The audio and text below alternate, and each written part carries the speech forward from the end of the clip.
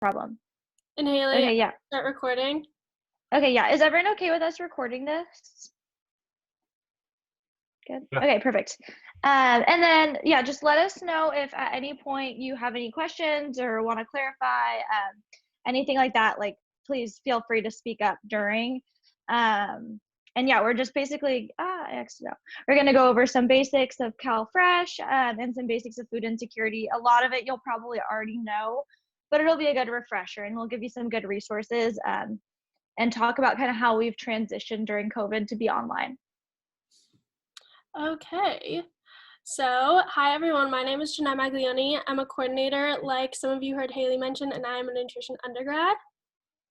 And then I've met most of you, but my name is Haley Winch. I'm the lead coordinator for CalFresh. So we both work for CalFresh Outreach at Cal Poly. And then I just graduated with my BS in nutrition. So why do students struggle to pay for their groceries? Well, for starters, college tuition and living expenses continue to increase year after year, and their financial aid can only cover a third of the cost to attend said college. So full-time students have a limited earning potential, and this lack of budgeting and cooking skills often causes them to choose between healthy groceries and their schoolwork and their studies. Now, student statistics for Cal Poly specifically, food insecurity is defined as the lack of consistent access to safe and healthy, affordable food, usually due to lack of money or healthy food options. And at Cal Poly specifically, 27% of students experience food insecurity, and that's over a quarter of our students. And then going off of that, 12% of the students have experienced homelessness in the past year, and 70% of the students who are food insecure is due to a lack of money. So CalFresh is here to help them get the money that they need to purchase those groceries. Now, the impact of food insecurity on academics is that students are more likely to drop out of college, will have a lower grade point average, and are more likely to miss class throughout the week. Mentally, they find it difficult to concentrate, and they have higher rates of mental illness such as depression, anxiety, as well as poor sleep quality. Now, physically, these students are more likely to experience poor health outcomes and get sick easily, and they have a difficulty establishing healthy behavior patterns. So, CalFresh is also known as SNAP, which is the Supplemental Nutrition Assistance Program, and food stamps was what we were commonly known as. It's a federal assistance program that provides eligible students, families, and individuals with money to purchase groceries via an EBT card that looks a lot like a debit card. Yeah, so wait, Jan, can you go back really quick? Mm-hmm. Thanks. So yeah, this is a picture of the EBT card. So it's called Golden State Advantage in California. But so that's exactly what it looks like. It works just like a debit card where students, and this is like something that I think we're trying to emphasize even more with this COVID situation, is it's not just students that are eligible. It's students, families, individuals, anyone basically who's a US resident. So it looks like this in California, and it's called CalFresh in California.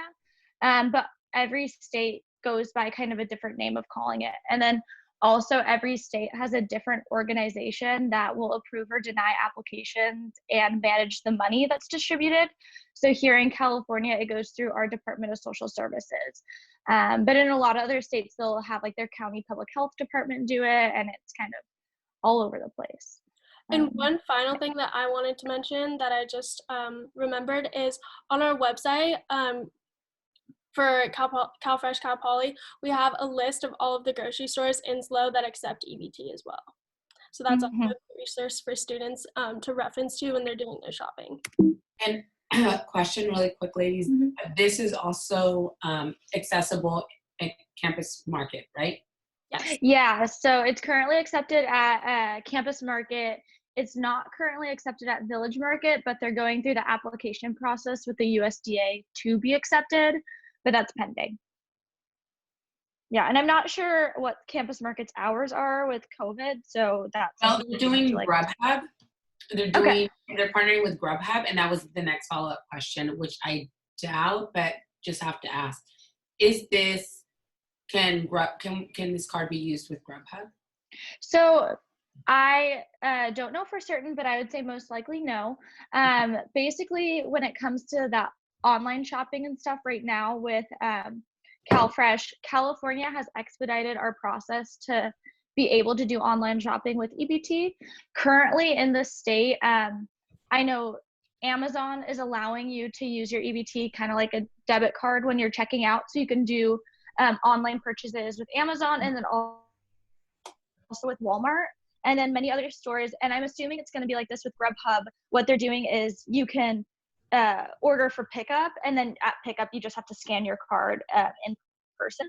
So at least like it's a modified version, but so I'm guessing for Grubhub, they'll do it like that.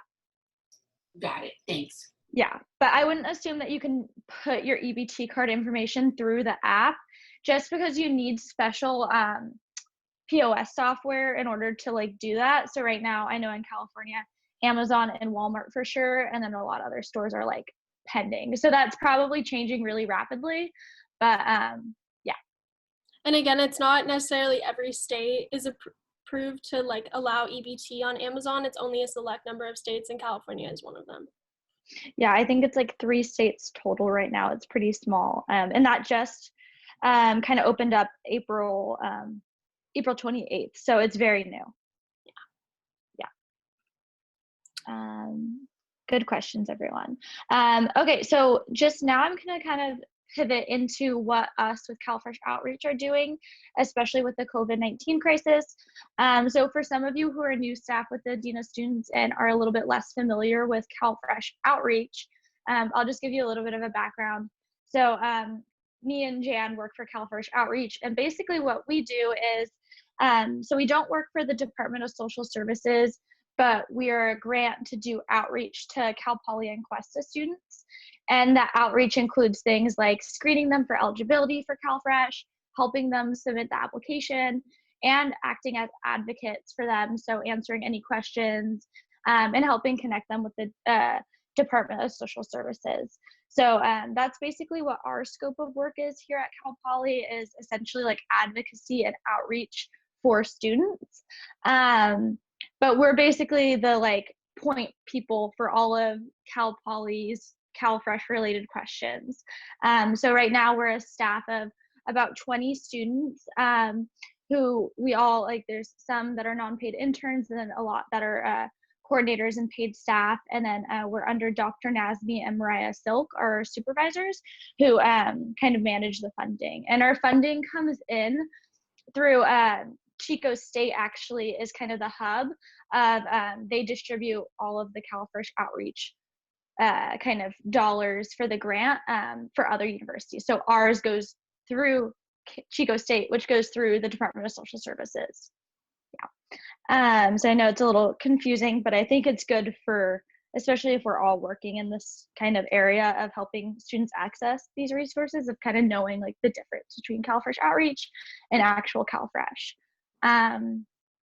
So yeah, so usually when we have school on campus, just to give you a little background for those of you who are new as well, is we have drop-in hours in the health center. So we actually will help students apply in the health center. We also do a lot of outreach events. So we do a lot of tabling and doing a lot of classroom presentations, as well as special drop-in events for groups like EOP students and military connected students. So a lot of our kind of work during the typical school year is kind of boots on the ground, going out, talking to students, helping them apply, and doing that type of work. So we have completely pivoted with COVID-19 to be 100% online. So yeah, right now we are completely online, absolutely no in-person services. And so part of that is we expanded our hours. So before we had kind of limited drop-in hours that were a few hours a day for about 4 days per week. And now we have hours that are Monday through Friday from 8 a.m. to 7 p.m. So instead of having those in-person drop-in hours, now we're taking appointments online. So basically, there's this link at the bottom of this slide that's calendly.com/CalFreshCalPoly. So we're using Calendly as a software for scheduling. That's our new scheduling software we just pivoted to, and that's how students are making appointments with us. But the nice thing is we have CalFreshCalPoly.org is our like main website.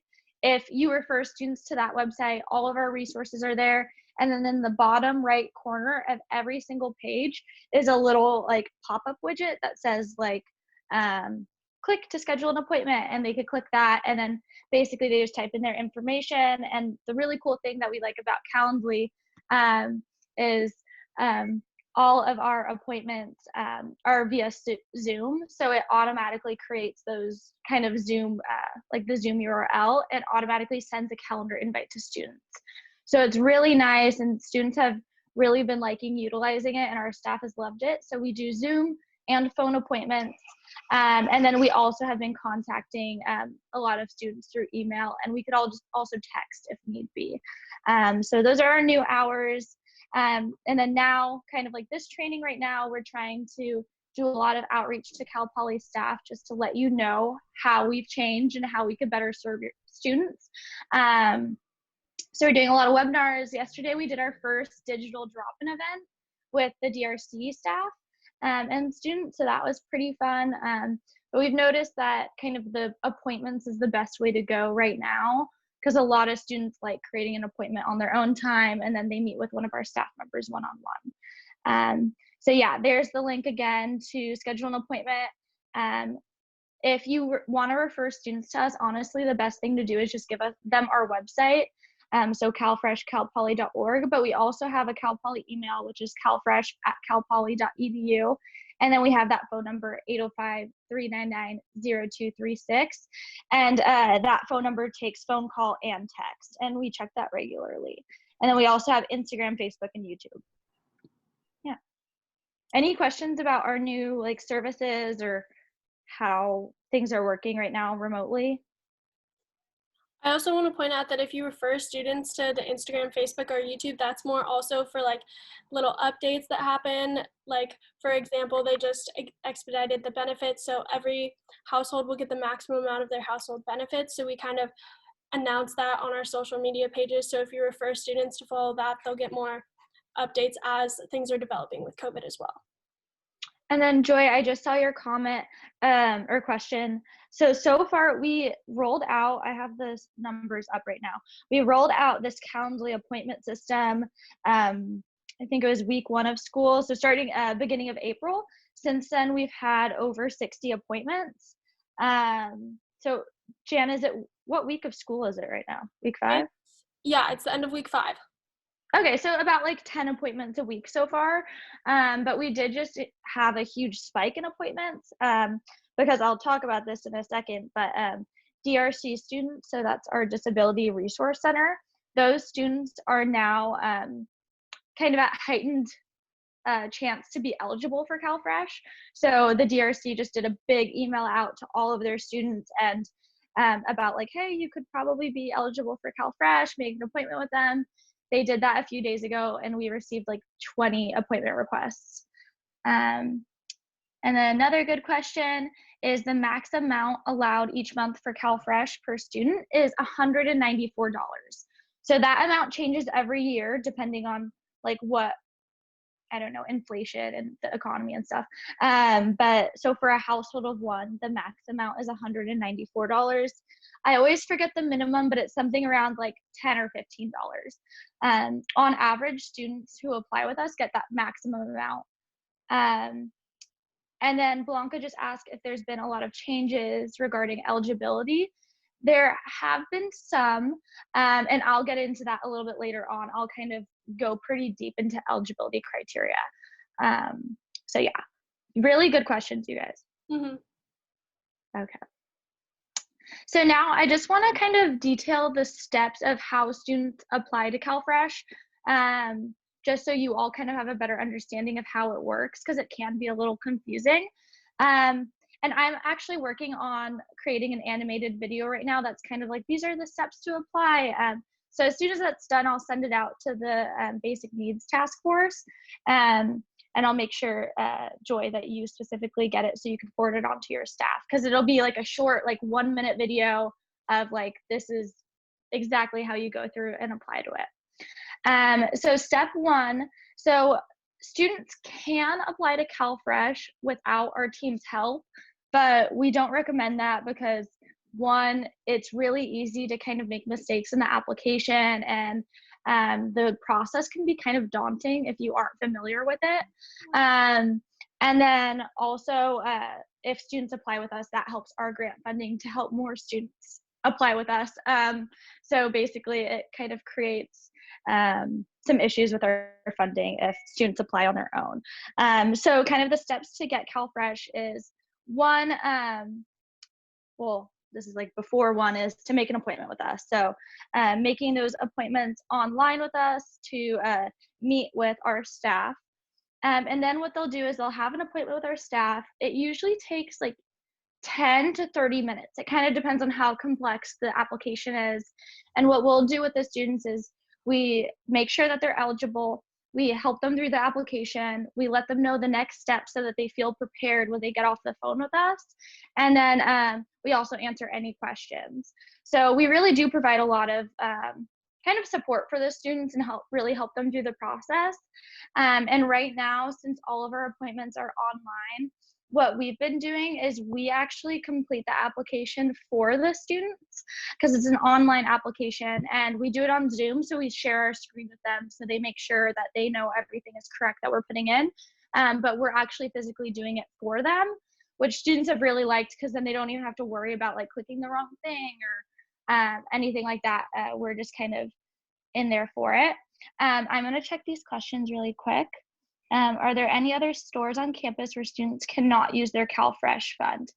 Yes. So any stores on campus that aren't Campus Market right now, they can't use it at.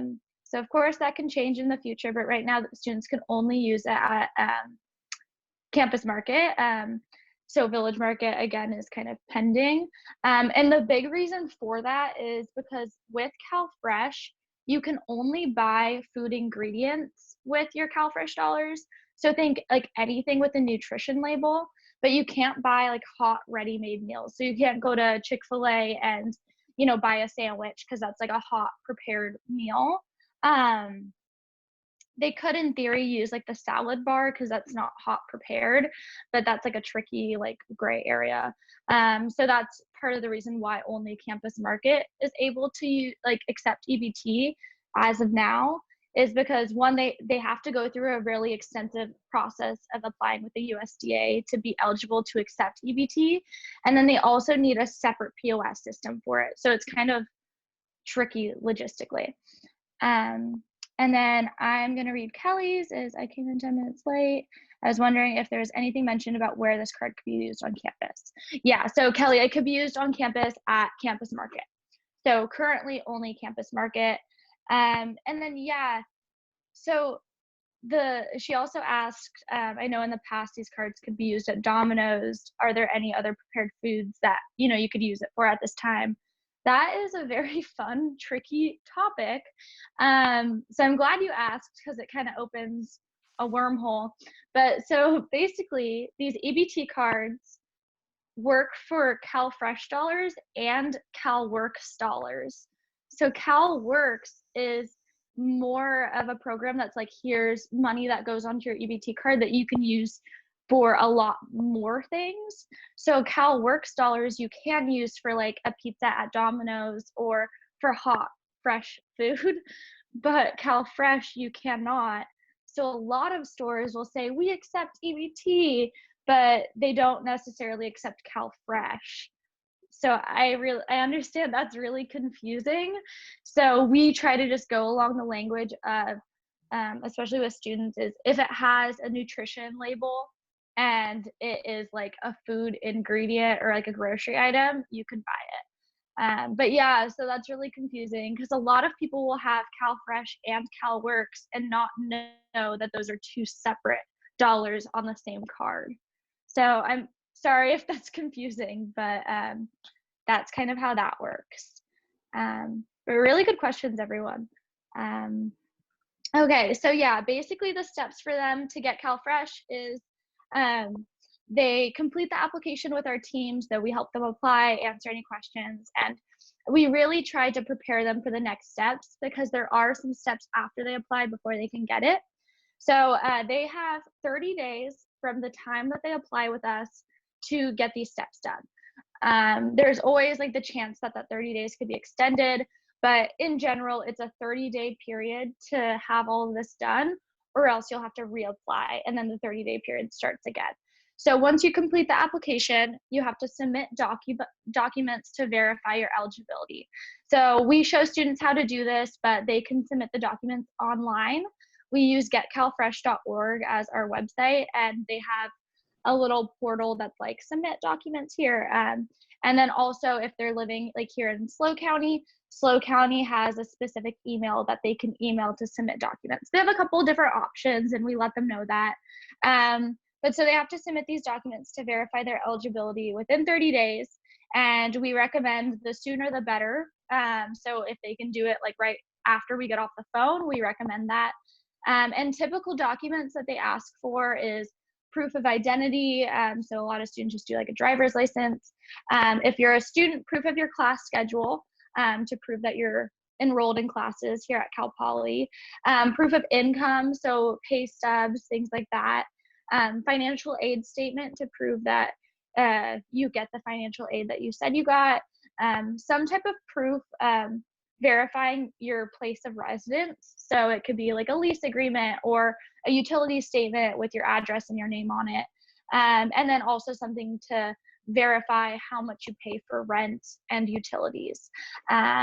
So of course, there's some other ones if you have a little bit more complex of an application, like if you have child dependents, you have to prove child care expenses. If you have a disability, you have to prove medical expenses and prove that you have an actual like verified disability. So that's why we like to kind of talk to the students through this depending on their specific case. But for you all to know, it's basically like ID, financial aid, income. So basically they submit these documents and then they have to have a phone interview with their county worker. So again, us at CalFresh Cal Poly, we don't approve or deny their application. We're just like, think of us as like a middleman to help the process go along smoothly. But the application is actually approved or denied by the Department of Social Services in California. So they have to have a call with their caseworker. 99% of the time, their caseworker will call them within 2 weeks. They'll have that phone call, kind of verify their situation. Their caseworker will maybe say like, hey, I see you submitted like one type of pay stub, but you said you have 2 jobs, so can you submit the other one? Whatever, they'll verify all of that. And then once they do any other things that they have to do, they're approved, they get their card in their mail, they're good to go. Right now with COVID, there's been a huge uptick in applications. So sometimes, you know, students miss the call from the county caseworker, or sometimes they won't get the call in like within 2 weeks. Maybe it'll take 3 weeks or closer to the 4 weeks. So we ask students to treat this call kind of like a doctor's appointment. Like if you don't get the call or if you miss the call, it's on you to call them back. And it's on you to like set up your voicemail and to make sure that you have your sound on so you could hear the call come in. So that's probably the biggest reason why students who are eligible don't get the benefits, is they just don't end up following through with that phone call. So that's something that we really try to prepare them with. And the phone call is nothing like major. It usually takes like maybe 20 minutes and it's just verifying. I have CalFresh benefits, and when I had my phone call, it was like a 5-minute call, and she was like, I just need you to submit one more pay stub and then you're good. It's like, okay. So yeah, and then basically here's some more information about how we help. So again, we can see if you might be eligible or might not be eligible, but again, we don't approve or deny you. We try to be really clear with that language. Like, it's not us who's choosing who does and doesn't get CalFresh. It's us who are using the California Department of Social Services guidelines to like kind of say it looks like it will be or will not be. And then we help students submit the application. We answer questions. My kind of favorite thing that we do is we have a member on our team who does follow-ups with students who apply with us. So she'll actually text or email students a week after they apply and say like, hey, did you get your phone call yet? Have you submitted your documents? And kind of like make sure everything's going okay.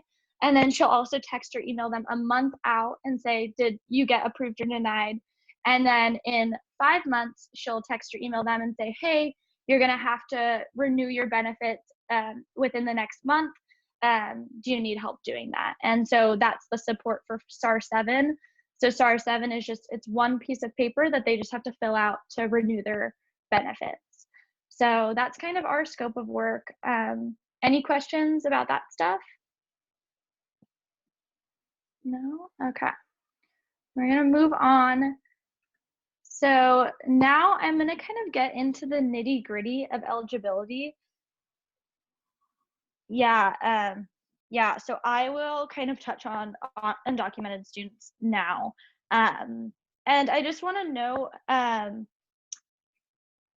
this eligibility stuff, it could be very complex. Again, it's like federal guidelines, so it's always changing and it's kind of hard to navigate sometimes. So I'd like you all to take this with a little bit of a grain of salt. This is kind of like what I'm going to verbally say is kind of the general overview. But we do have a document that we just made that is like a super specific student eligibility guide for our partners. So again, Joy, I'll email that to you after this, and you can forward it on to your staff. It's a Google Doc, so we're updating it as things change, so it's always going to be updated, and it has eligibility criteria for non-students, for students, for like special cases, and it also has that list of all of those documents that they need to submit to verify. So it's super helpful. And yeah, I do agree, Joy, that we should do this training for basic needs task force. I think it's just like super helpful to know how it works. And so I'm going to go into, I have 2 slides right now. One is non-student eligibility, one is student eligibility. And I know you're probably thinking, like, we work at Cal Poly Dita students, we're only going to be working with students. But a student is, for CalFresh, you're only considered a student if you're enrolled in 6 or more units. So I've helped a lot of students apply who are grad students or who are doing like their dietetic internship or something like that, and they're enrolled in units, but they're enrolled in less than 6, so they're going to be applying as non-students. So again, eligibility is super tricky. I would never expect you all to remember all of this. It's more so just helpful for you to kind of know, so if you do want to communicate this to students, you feel more educated. But we're trained in this, so we're here to like help with the nitty gritty. But okay, so for non-students, the overall gist is non-students, the eligibility is a lot simpler than for students. So first thing, they just have to prove that they aren't a student. So either not being enrolled in classes or being enrolled in less than 6 classes. Or, and this is again when it gets a little tricky, if they're under 18 or over 49, even if they're taking 6 or more units, they're considered not students. And then if they have a physical or mental disability, then they aren't considered students, whether or not they're taking those classes. So the way that that works is basically like students registered with the DRC, they just have to meet non-student eligibility. So again, I know it's like confusing. That's why we're here. So now getting into citizenship and residency status. So you have to be a legal permanent resident of California to apply for CalFresh. If you're a legal permanent resident in another state, then you must apply in that state. We've talked to our county and they've said if you're a student who, let's say you're from Colorado, but you live here during the school year, that's enough time in the year to apply to CalFresh here in our county. But right now with COVID, if students are back home in another state, they'll have to apply in that state. And we'll still help them through that. It just might be a different process, which is good to know. And then Blanca, kind of like you asked, undocumented students, they would not be eligible for CalFresh. Same with any international students who are here on a student visa, they would not be eligible. And we recommend that they don't apply just so that they don't, like, you know, I don't know, out themselves as undocumented or what's it called, international students.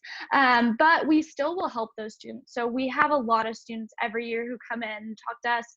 We ask them this question and they're like, oh, I'm actually undocumented, and we'll refer them to as many other resources as we can. It just isn't going to be CalFresh. And then you don't have to be like a US citizen to get CalFresh. You could be an asylee, you could be a refugee, you can have your green card. There's a lot of different kind of statuses that you could have. You just have to be a legal permanent resident. So that's kind of one thing that we do run into a lot. And then the next thing that does tend to be really confusing with language is you must determine your household size. So a household for CalFresh is considered the people that you live with and that you buy or prepare most of your meals with. So like right now I'm living with 2 roommates. We don't buy or like prepare any of our meals together. So I'm a household of 1, even though I live with 2 other people.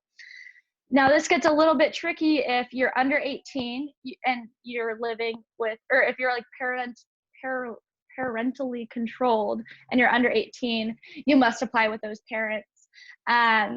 If you are living with your parents and you're under 22, you must apply with your parents. If you're living with your children and any of those children are under 22, you must apply with those children. And then if you're living with a spouse in the same household, you must apply with that spouse. So I know that could be a little confusing. But yeah, that's again something that we talk them through. But so most students are a household of 1. Right now with COVID and a lot of students living at home, that has definitely been a big change for us, is larger households. A lot of students are applying with their families if they're under 22 back home. And then the next thing is, once you've determined your household size, you have to meet the income limit. So here's like a little chart of income limit. This is until September 30th of this year. So it changes every year. But so these are the income limits. So for a household of 1, it's $2,082 per month. And that is gross monthly income. So that's all earned and unearned income before taxes. Financial aid, scholarships, any educational award is not considered income. So this only includes like work, if you work for Uber, if you're self-employed, if you receive a monetary gift from family every month, that is considered income. Yeah, and things like that. I also want to talk or touch on the fact that even if that income comes into your account just to pay your rent, that also goes into your income that you have to submit. Yeah, correct. And then another thing is, if anyone has like a pension or alimony or anything like that, or child support, that does count as income. So that's kind of the general non-student eligibility criteria. As you can see, it's basically you have to be a legal permanent resident and meet the income. So next I'm going to go into specifically for students. So the good thing with students is it's pretty similar to the non-students. That's why I add that in there, because a lot of it's the same, but it is more difficult. So as I said earlier, first you have to be considered a student for CalFresh. So in order to be considered a student, all of these 4 things must apply to you. You must be between the ages of 18 and 49. You must be physically and mentally fit for employment, which is just, not having a verified disability or, other things of that nature. You must be enrolled at least half-time, so they consider it 6 or more students, or 6 or more units for Cal Poly. And then you must either not be on a meal plan, or if a student is on a meal plan, it can't cover more than 11 meals per week. So typically first years are not eligible for CalFresh because they're required to be on that meal plan. Of course, some students do opt out of the meal plan, so they could be eligible. Right now, first years who are living at home still could be eligible if they are on that meal plan. But again, we have to consider the household thing. If they're under 22 years old, they have to apply with their household. So that's how you're considered a student. And then next, so kind of same requirements for citizenship and residency. I just want to emphasize like DACA and DREAM students and international students on a student visa, those would not be eligible. So kind of same citizenship, same things for household size, same things for income limits. And then, so now student exemptions. So students must also meet certain other exemptions in order to be eligible. So they have to meet that income and all the other stuff. Yeah, so Kelly just asked if students with mental disabilities don't qualify. So I know it's confusing. So students with a mental or physical disability could qualify. They usually do qualify, actually. They just won't be considered students, if that makes sense. So they just have to do the application as a non-student would. So like, let's say you're a student who's taking 12 units and you have some type of disability, you're registered with the DRC, you basically just have to meet that income limit and then you don't have to meet any of these other student exemptions. And yeah, I know it's confusing of like, why wouldn't they be considered a student? And it's tricky. Again, like this is like federal policy, so it's very confusing. But I think the main reason why is because if they're considered physically or mentally like unfit for employment, one of the student exemptions, or actually two of them, is one is working 20 hours a week and another one is being awarded work study. So it's pretty unfair if you're a student who can't work due to a disability and you're also subject to these student exemptions. Basically, the reason why they do it is to make these students not subject to these exemptions, to make them more likely to be eligible. Because a lot of students don't meet those exemptions. And yeah, these are, you are all asking amazing questions. So she also asked if a student's on permanent disability and SSI, would they still qualify? So if you're on SSI or any type of like Social Security, unemployment, any type of other government assistance, you still can be eligible, and you still are most likely eligible for CalFresh. The only kind of caveat is usually they're eligible for less benefits because they're also getting other benefits. So it's just the income amount, because that's still counting as income. So they just might get less money per month for CalFresh, but they still could be eligible. And yeah, of course, thank you for asking. These are awesome questions.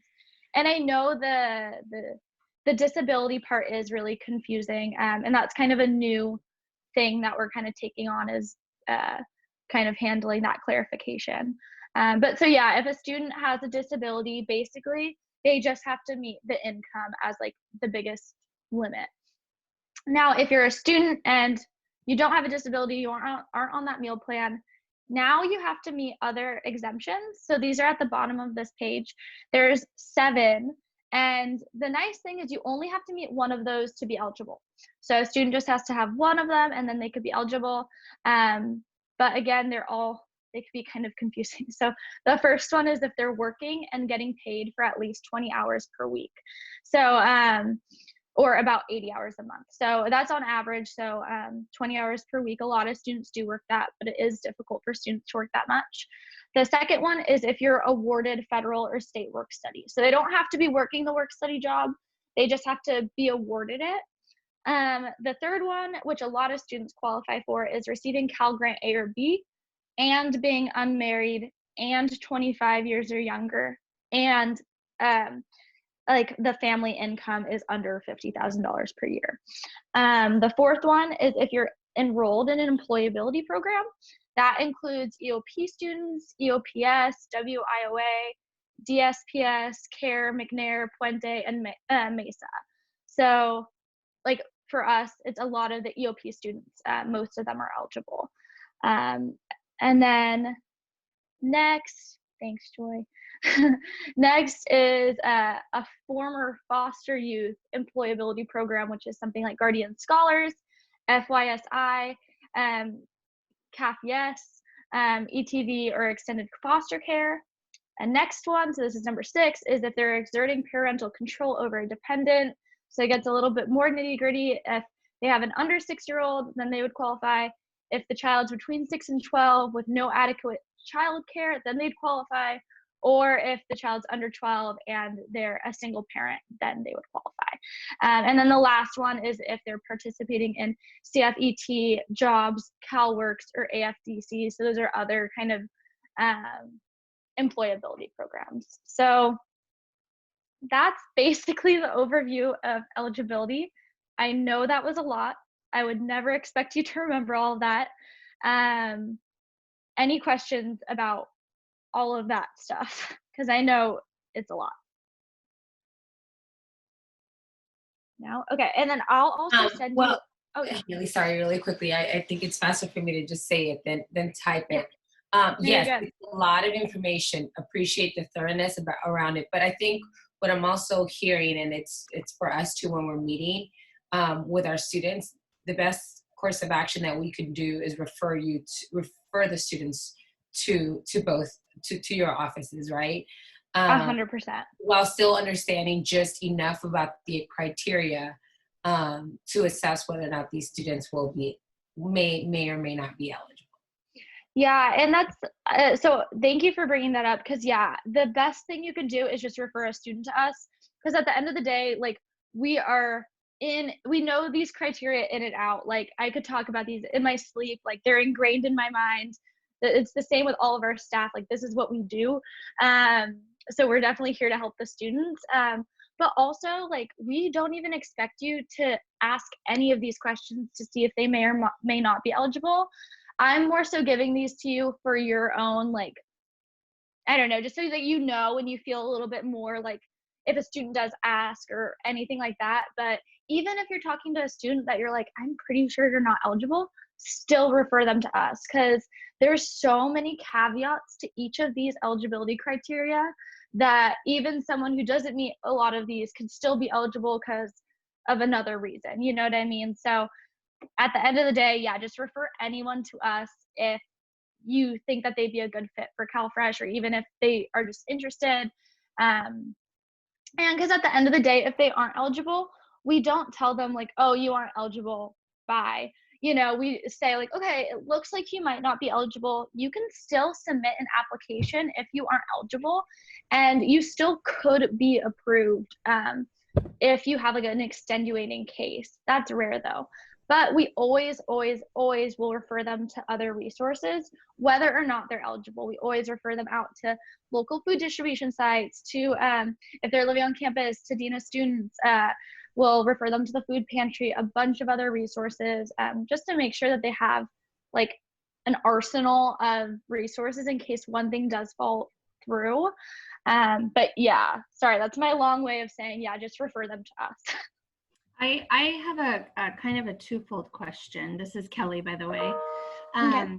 So my understanding is that an adult child, let's say, living at home, so say like we have local students who live at home, attend Cal Poly, they live at home with their families, and they're under the age of 22, so they're above the 18 threshold, and they don't make enough money to support themselves. My understanding with the whole social services system is they have to be over 22 to qualify for benefits if they're living at home. But a lot of our students, you know, some of our students may live with their parents, but their parents don't financially support them. So is there a difference for students rather than just, you know, other young adults in our community? Is there a difference of them qualifying if they do live at home with their parents, or do they still have to follow that main criteria? Yeah, so if they're under 22 and living at home with family, they still very well could be eligible, but the kind of like caveat is they would have to apply with any parental guardian who is living with them. Okay. Yeah, and any other children in the household who are under 22. So then they just have to meet that income requirement. So for example, I just had an appointment with a student who was living at home, and they were living with family, under 22. And I said, so basically how we navigate that is I say, so, you know, if you're under 22, you just can't apply independent from your family. You have to apply with your family since you live with them. You have two options. One is you could apply with your family. It would just be a bigger application, a little bit more complex. Number two is you could always wait till whenever you move back to SLO or whenever you move out of the house, and then you very well could be eligible as a household of one. So I usually kind of let them know those two options. So far with this COVID situation, I've had a lot of students, had over 5 apply with their families. So I just talked to one the other day, household of 8, wasn't sure like the specifics about like income for the family and stuff. I just emailed them like, hey, so to submit the application with us, we need to know like your income, we need to know everyone's birth dates, things like that. Emailed it to them, and then once they get that, we're going to go through the application as a household of 8.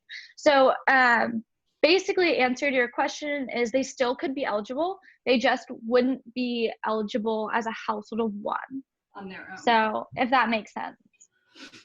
Yeah, it does. Okay. Okay. Yeah, and because we do have a lot of students who, even if their family isn't financially supporting them, the household still is eligible. And of course, sometimes we do have it where the household isn't eligible. The parents make more money than would be eligible. And then we just do the same thing as usual. We refer them to other resources and we recommend them to make an appointment with us whenever they're living out of the house. Okay. But also Thank you for asking. Yes, thank you. Also to contrast that, I had an appointment, I think it was last week, with a student who had just turned 22, but they were living at home, so they were able to apply as a household of one on their own. Right. Okay. Yeah, so we got a lot of both. But either way, again, we don't expect you to know this in and out. It's really good for your kind of like understanding of the program to get that, you know, the end message here is eligibility is complex and it is super case by case, super case specific. And you don't have to be on Medi-Cal to qualify for CalFresh. They're separate. Okay. Yeah, so Medi-Cal won't affect your eligibility for CalFresh, and CalFresh won't impact your eligibility for Medi-Cal. If you do receive any other type of like Social Security income, whether it's disability or, you know, unemployment, things like that, it won't impact your eligibility. It will just maybe impact the amount you get, if that makes sense. Yeah. Okay. Yeah.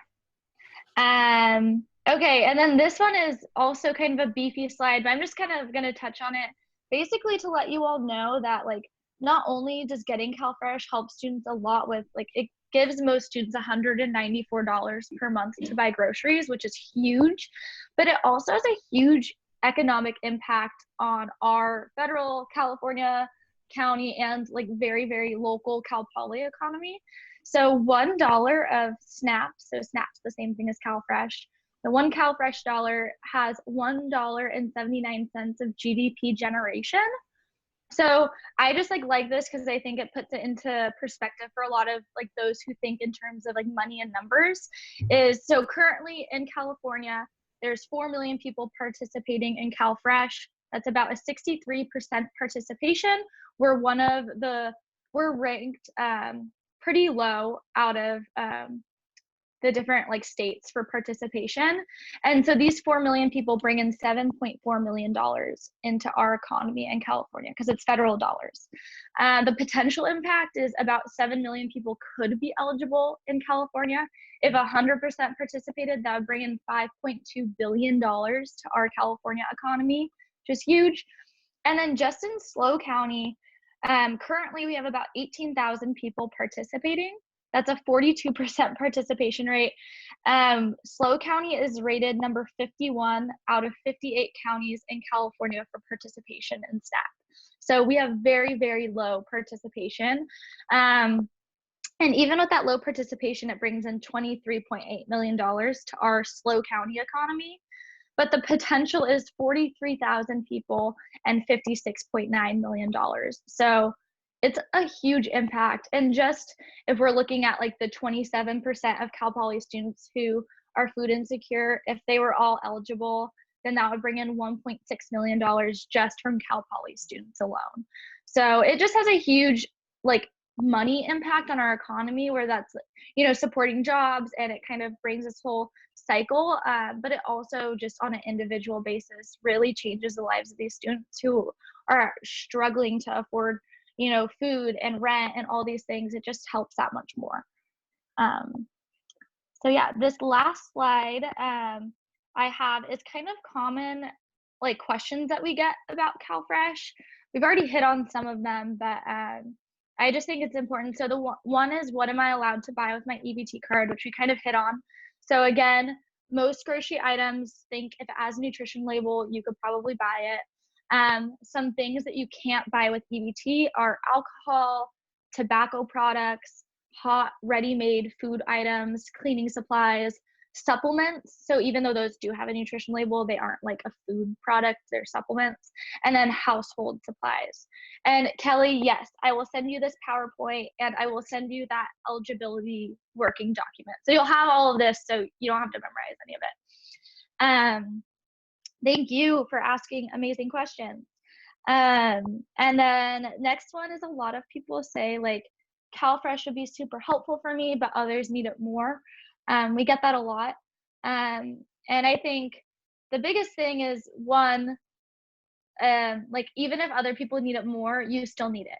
You know, it's not a comparison of who needs the most help. Like if you need help, you need help, and we're here to help, you know? So I think it's kind of reframing that mindset, and that's a mindset a lot of Cal Poly students have. I would say half of the appointments I have, they say that at some point is like, yeah, I've always really wanted CalFresh, but like others need it more. And that's when I kind of like to go into talking about the numbers part, because a lot of times that gives them peace of mind. They say, this is federal money. California ranks in the bottom 5 of all 50 states for enrollment. If you don't use this money, it's just going to go back into that federal kind of pot of money. And that's less money in your pocket. That's less money in our economy. And if it could help and it doesn't impact your taxes, it doesn't impact your financial aid, you don't have to pay it back, why wouldn't you take it? It's free money. So that's kind of what I like to say to students. But yeah, California has this budget for CalFresh regardless of whether they use it or not. So why not use it if you're eligible?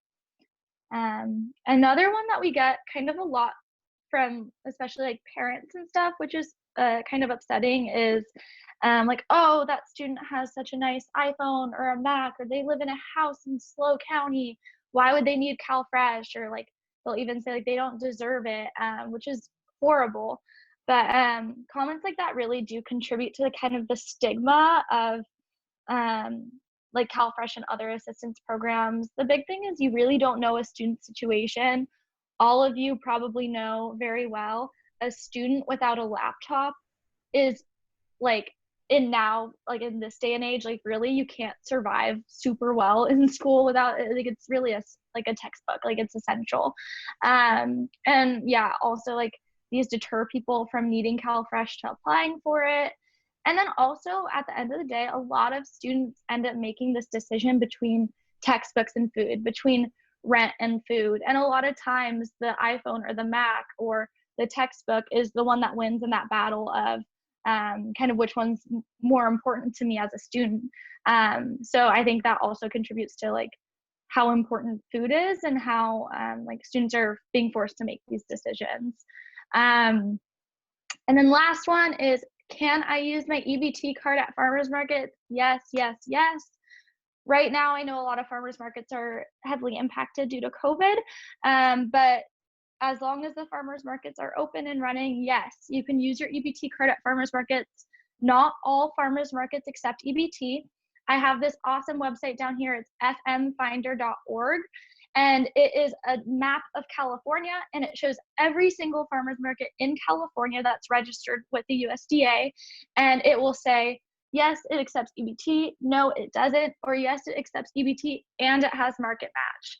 So market match is a program which can match your EBT dollars. So for example, if someone goes to a farmer's market, spends $10 with EBT, then if the program participates in market match, they can get up to $10 or $15 extra to spend on fresh produce. So that's a huge program. It really helps, especially for those who like, I used to work a lot with seniors who got CalFresh, and a lot of them with Social Security like only got like $20 a month for CalFresh. They're like, I don't even know like what's the point of using this. And I would say, well, if you go to the farmers market right here in like Los Osos, and you spend $15, you get $30 to spend on fresh produce. Like, why wouldn't you use that? So yeah, that's basically like our common questions we get. And then this next slide just has kind of those resources I touched on. Joy has probably sent them to you, but we created kind of a YouTube like crash course series of animated videos on CalFresh and on like Dina students, meal vouchers and all that type of stuff. So that's linked there. Thanks, Joy. I have the working doc is linked there, and our website is linked there. And on the next page, I do have like works cited. So if you want to see any of these references, you could click on those links. But yeah, does anyone have questions, comments? I know that was a lot of information. I'm sorry, I just talked at you for that long. But yeah, any questions?